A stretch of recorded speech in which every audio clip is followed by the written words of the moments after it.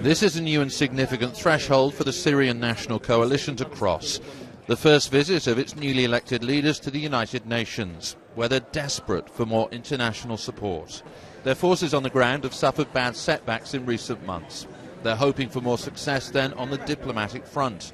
A new round of peace talks dubbed Geneva II, which was supposed to happen months ago, but have been continually delayed. The situation in Syria is desperate, said its president Ahmed al-Jaber, and we need far more international pressure to force the Assad regime to accept a political transition.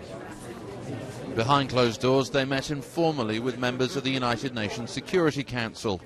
But even the choice of venue highlighted divisions. Ambassador, can you come to the stakeout, please? Syria's ally Russia opposed the usual chamber being used because it would give the impression of granting official recognition to the Syrian opposition. What makes a diplomatic solution all the more distant right now is a shift in the balance of battlefield power, with the Assad regime making military gains and with Russia continuing to supply it with heavy weaponry. It's less likely to agree to any meaningful political compromise. Which is why this meeting yesterday in New York with the US Secretary of State John Kerry was vital.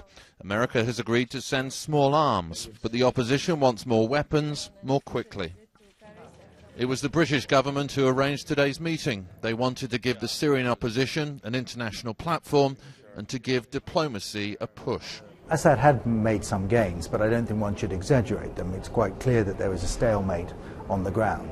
And it is certainly clear to us, as outsiders, that neither the regime can suppress this opposition militarily, they cannot win militarily, but nor can the opposition win militarily.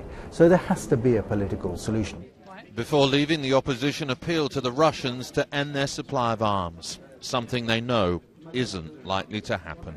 Nick Bryant, BBC News at the United Nations.